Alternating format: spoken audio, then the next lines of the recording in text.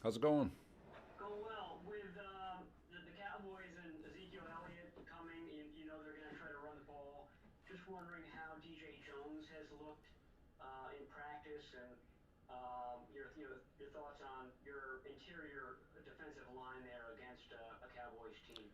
Always with the Cowboys, they've done such a great job investing in their offensive line, and so um, I know they've had injuries in that on their front, but they're still pretty darn good and pretty deep. So it is always going to be a challenge, especially in this league, especially when you get 21 rolling downhill. I mean, he's a big, big boy, and he's very, very hard to tackle. So it is going to be a challenge, but I do feel really good about our interior guys with J.K. Getting Kevin Givens back street. Hopefully DJ finishes this week strong and is able to roll, and even our edge setters outside with Eric and all that stuff. So feel good about our D line and feel good about the linebacker at the linebacker level and safety. So it's going to be a challenge, but I feel good about where we're at.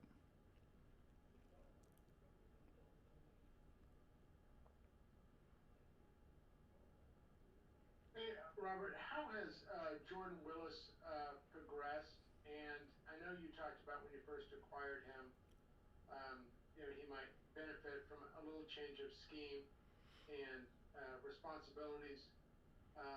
Can you maybe outline a little bit, um, you know, how it's different from what he was doing maybe with Cincinnati and the Jets? For here, you know, I'm not really sure exactly the all the nuances of what they did at Cincinnati and the Jets. I do know what we're asking them to do here with regards to getting off the ball, just playing defensive end, not worrying, having to worry about coverages and all that. And that's not to make the assumption that that's what he did at other places, but here with our D line, there's so little gray area that they work in. I mean, it's very very black and white in terms of getting your feet your hand in the dirt and getting off the ball with everything you've got, setting edges, and we like the progress that he's making. You know, there's a lot less thinking on our defensive front in terms of what we're asking him to do, and so with that, he can play as fast as possible, and he's been doing a good job. You know, he's getting better every week. I know he had the one week where he missed, but we like the direction he's going, and would love for him to finish strong over the last three games. Hey, Robert. In terms of Sunday's game, how uncomfortable was it having a defense out there most of the second half without Fred Warner, pretty much for the first time in his career being gone so much? God, it's I'm going to credit Aziz on this one because for every anxiety a coach might have, our players have stepped up over and over and over again and have relieved those anxieties by proving that they're up to the task. And Aziz did a really nice job in there. A couple of plays that I'm sure he wants back, but to have Aziz step in and still run the defense, get everybody lined up, and everyone trusting him that he's giving them the right calls, he's putting them in the right situations, and getting them lined up as quickly as possible. Credit to obviously D'Amico and the way he coaches those guys, and then Aziz to go out there and not even blink. So he did a really nice job. Never good to lose someone like Fred, especially with how much he does for us. But I thought Aziz, credit goes to him and the way he's prepped and the way he was ready to go in when Fred did go down. Robert, forgive me for asking about somebody on the other side of the ball, but as a defensive coordinator who studies a lot of receivers throughout the league, just curious how you think Brandon Aiyuk's skill set stacks up to some of the some of the better veteran guys who have been established, based on what you've seen going against him, maybe in training camp and just watching from afar. Yeah, I obviously I'll be biased and say I love him. His mindset, the way he practices, I think our offensive staff does as good a job as anybody in terms of developing and preparing receivers to play football. His range, his length, his catch radius is off the charts. Uh, he hasn't been able to showcase it as much, I'm assuming, but his run after catch is going to be elite. And I you know, I haven't talked to the offensive guys. I don't want to speak for them, but just from a skill set standpoint, I don't know where he is in their eyes, to be honest with you. But uh, I just think he's a really talented player, and he's got the entire world at his fingertips. It's just a matter of how much he's going to put in over these last 3 games to get into the off season and prepare to have the best year of his life.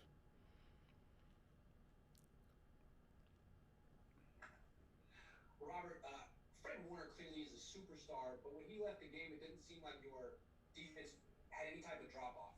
Clearly, that speaks well of all your players, but in particular, Warner's running mate, Dre Greenlaw. How good is he at this point in his career? So Dre's got a chance again. He's got a chance to be really, really, really good, almost darn near special. And obviously, there's always going to be things that he can clean up. There's going to be little nuances that don't that we feel like, and he'll admit that he can get better at, that may not be seen by the naked eye or the fan, but he's got to continue to work the deliberateness at which he works. That entire linebacker room, they're so close knit in the way they operate and the way they communicate with one another. And like I said, D'Amico does such a great job with that group. So he's got a chance. He hasn't even scratched the surface yet of what he's going to be 3-4 years from now. So he's special. His tackling ability, his speed, and his range is up there with anyone. And he's as he sees more and more plays and as his football IQ continues to increase, he's only going to get better. Hey Robert, yesterday Kyle mentioned that you guys sometimes have conversations about, if a head coaching job arises for you and what you can do with assistants and things like that. I know your focus in season is on the opponent, but in the off season, what is your process like for preparing for those interviews, and what did you take away from your opportunities that you got to do that last year? For sure. A lot. Obviously, most of the prep happens in the off season. For all that stuff. But from the opportunity that I had a year ago, which was awesome, and I thank Cleveland and Mr. Haslam. I can thank them forever about giving me that opportunity and putting me through that process.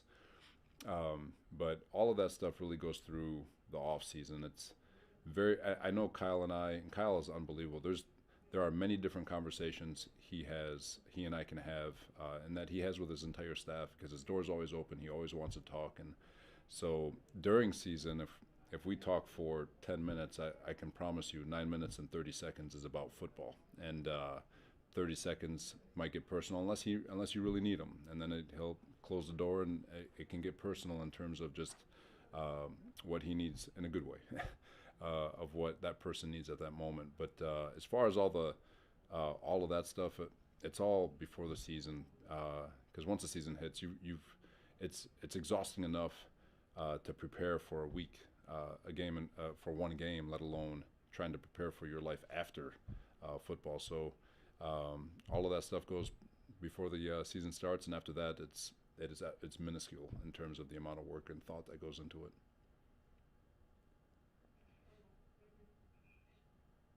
Robert, I know that as a coaching staff, it's not a priority for your players to make the Pro Bowl, but Fred Warner hasn't done it yet, and it looks like he's getting more notoriety this season. Mike McCarthy said he's one of the best linebackers that they're preparing for this season. What is it about this season for Fred Warner that's kind of made him stand out, and do you think finally people are starting to realize how good of a player he is? I think he's getting the media recognition. What he's transformed into over the last 3 years is remarkable. In college, he basically played nickel. He comes here as a rookie, and we put him behind the ball at Mike linebacker to make all the checks. So he's seeing things for the first time in a long time with regards to football. Behind the ball, all the reads are different, the feel is different. And then on top of that, we're asking him to make all the checks. Last year, I thought he had a phenomenal season for a second-year player, where he was still able to play at a high level. I don't think he got enough credit a year ago because of the fact that our front four just stole the show every single game. But the things that he did and the way he gets us lined up is, it's Peyton Manning-like in what they did from an offensive perspective, just as a comparative measure. And now this year, now that he's got a third year behind the ball, he's only getting more and more comfortable behind the ball, and he's seeing more and more concepts, formations, being put in different situations, and again, he's only going to get better. So I will be biased and say that he is by far by far the best middle linebacker in football. It's not even close, in my opinion. With what he's done, what he does, and what we ask him to do, and his energy, his positive energy, his leadership, his off the field stuff, you can't make him like that. Not very often, anyway.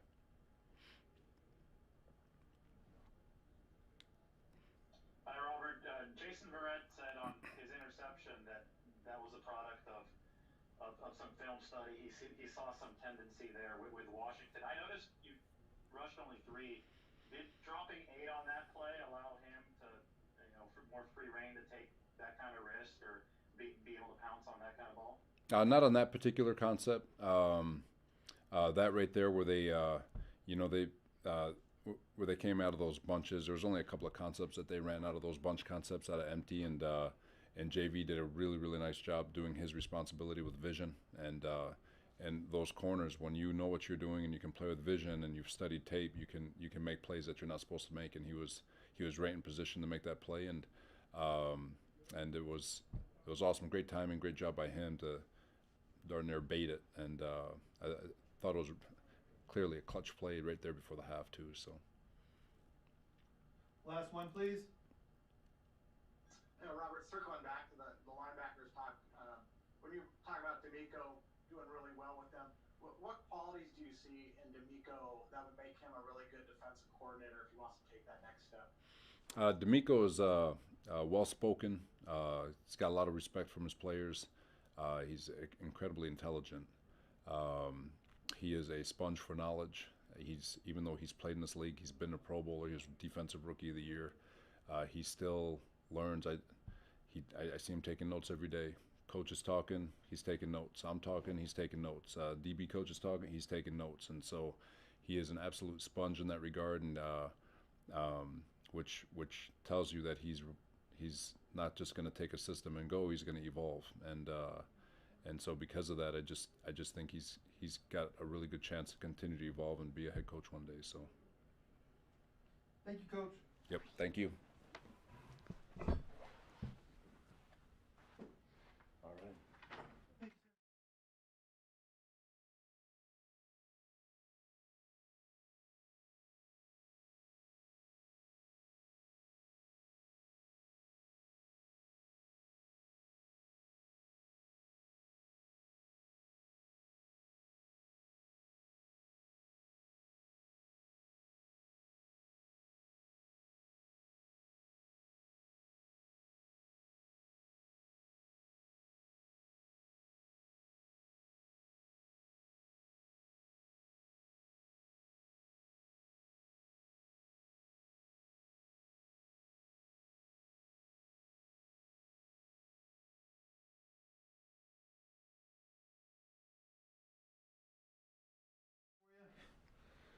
Ooh, oh, that looks so dark.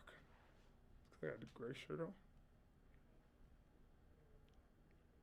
What you watching? Hey, I'm sorry about that. Hey, Richard. Jason Verrett last week after his interception, he said something that it reminded me of you after the Rams game, where you kind of baited that pick and you were in position due to film study, but he didn't expand any further on that. I'm wondering what Jason Verrett did on that pick against Washington to be able to set himself up for it. Well, it was a position where he had a tough down. He had 2 threats, and I think Alex thought he could get it through. He thought that Verrett was leaning one way, and he wasn't. His body position was one way, and he really gave himself a chance to make the play. He also made an incredibly athletic play on the ball. I mean, you got to give him credit where it's due. He technically played 2 routes on the play and made a play on the second route, which was the harder one to make. If Alex would have threw it to the inside seam, he would have folded in and probably been able to get a PBU. But he threw it to the outside, thinking Jason couldn't reroute in time, and he was wrong. And it was a cool play.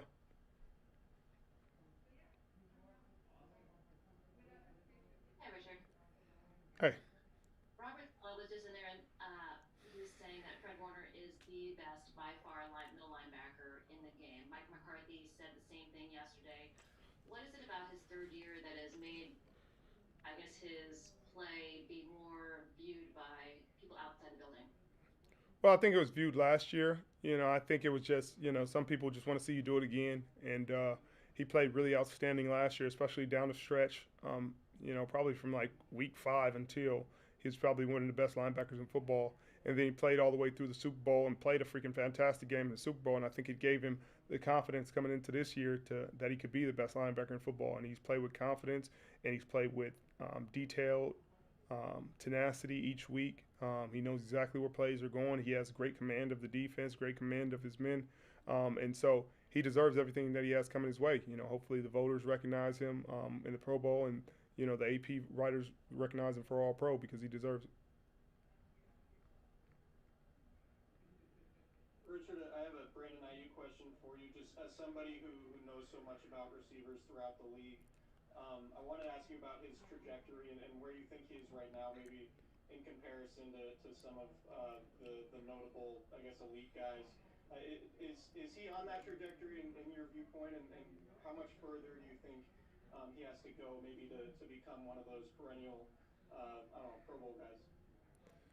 It's consistency. The thing about those guys that makes them special is that everybody knows the ball is coming to them. Everybody knows that they're the guy that's getting the ball and they're still productive. They still have 10 catches for 150, and everybody's game planning for them. Everybody knows all their moves. They know every route they like to run. They're studying them year in and year out, and they're still productive. So it's hard to really, really gauge that right now. I think he's playing fantastic. He's having a really good rookie season. I expect him to continue that. I expect him to continue to blossom, but it's always hard to really, project based off the first year, but he's having a really great first year, and I think he should be celebrated, and, it should be recognized.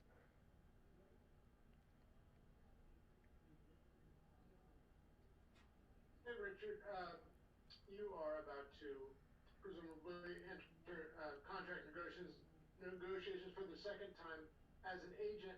Have you, do you feel like you've grown as an agent, or is it in any way similar to a football player? You develop and you grow to learn things, or kind of what you went into, what you had in 2018 and what you learned is kind of what you need to know, if that makes sense. It's constant evolution, and it's also evolution of the league, evolution of who I am as a player. That year I was coming off an Achilles. Hadn't played the last 9 games. I literally was still in a boot, and wasn't 100%. This year it'll be different circumstances. Obviously, I'm coming out a lot more healthy than I was coming into there. It'll be a different conversation, but just like everything else, you learn with experience, and that experience taught me a lot, good and bad, things to look for, things to really pay attention to, and I look forward to the next one, being better. Hey, Richard, a non-football question. I know you do a lot for charity. When you first got to Arizona, you had mentioned that being there kind of limited what you were able to do back in the Bay Area and other places. Has that been the case being in Arizona? How frustrating, if so, that you're not able to reach out to the communities like you used to? It's really frustrating. My wife, and tons of credit to her.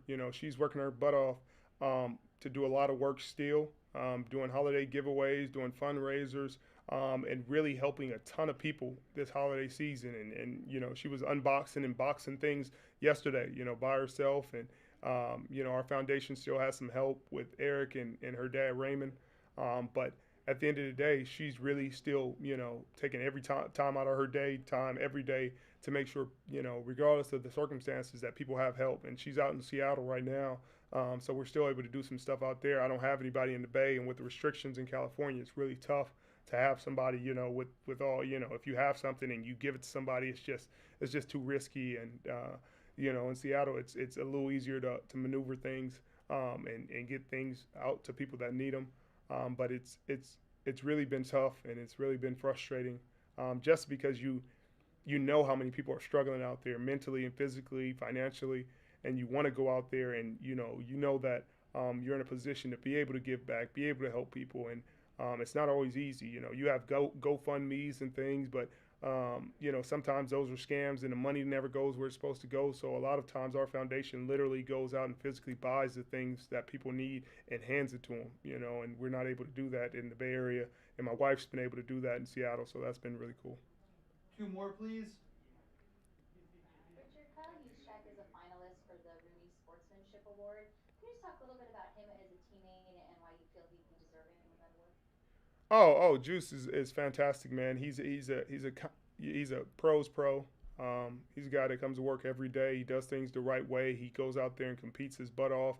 Um, you know, is a plays really a thankless job and goes out there, and does whatever is asked. If they're telling him to go on kickoff, they're telling him to go on punt return, whatever the case may be, he goes out there and he executes the job at a high level. And he also does things off the field, making sure that his teammates are okay, making sure that guys are prepared, guys are mentally in a great spot, and I think those are the things that go unnoticed or unseen, but I'm grateful to see him being recognized for such an award because he deserves it.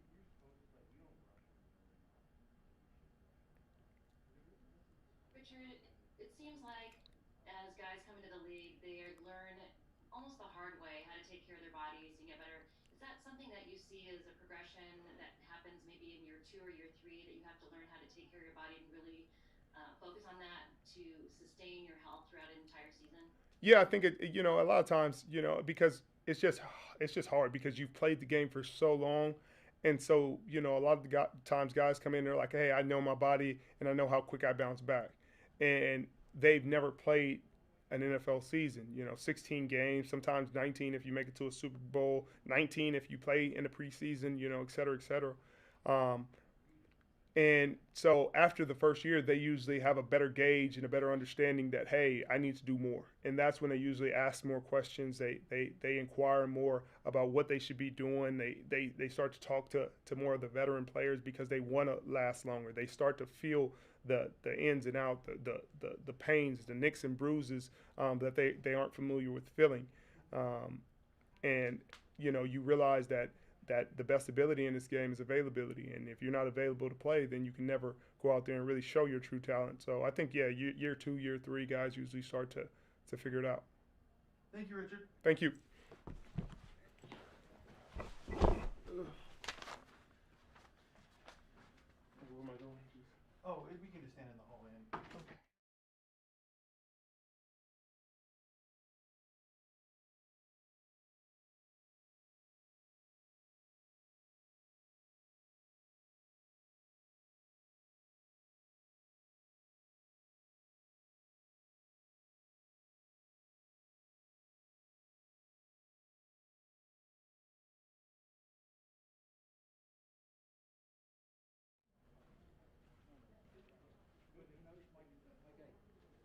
Kyle, congratulations on being a finalist on the Rooney Sportsmanship Award. Can you just talk a little bit about that and what that means to you to have been in that position?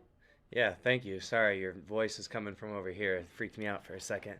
Um, but yeah, it's a tremendous honor. I take pride in just the way that I carry myself and the way I go about my everyday business and how I handle myself on the field. So to get people to recognize that and get a little love for it, it's a nice little payoff for the hard work I do put in.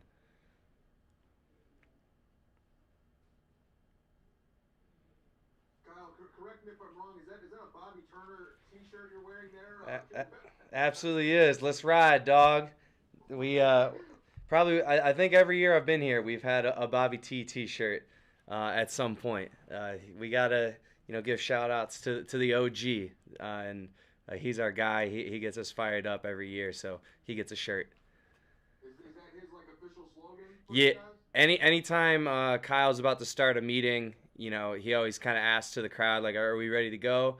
And normally nobody says anything, but Bobby T is the only one that will always step up, whether we're in a Zoom, whether it's a team meeting full of 100 people or whatever. And he's always, "Let's ride, dog." So that's his go-to.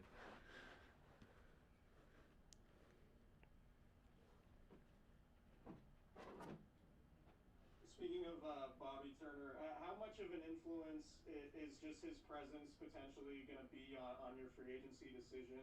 And have you had any discussions with the 49ers about a potential contract? Yeah, it definitely will have an influence. I've had a great, 4 years now with the same position coach, a guy that knows me. I know him, and we have a good understanding, and it makes for a really good work environment. So that's definitely something I can't put a discount on. I definitely have really enjoyed my time with Bobby T, learning from him, and I would love to continue to work with my guy. As far as contract discussions, nothing formal. Kyle and I have had informal discussions, here and there, but nothing that's been formally like put on the table yet. Hey, Kyle, Shanahan was just talking the other day about how incredibly organized and detailed and kind of stereotypical, maybe Ivy League you are as far as like 8 a.m. Zoom meetings and you're like totally showered and not a hair out of place. I mean, you're giving me hair gel, advice. Forgot about that.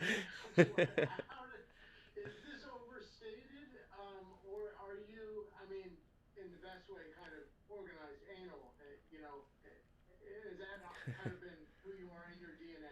Yeah, definitely. I mean, it's tough. I don't want to give all these props to myself and boast, but like I said earlier, I take a lot of pride in how I carry myself and how I present myself at work every day and the hard work that I do put in. And whether it's a Zoom meeting or we're actually on the practice field, I like to be prepared and be ready to go. So, yeah, he has given me a hard time about, we'll have a 7:15 Zoom meeting, and yeah, I got up, I showered, I brushed my teeth, I'm ready to go.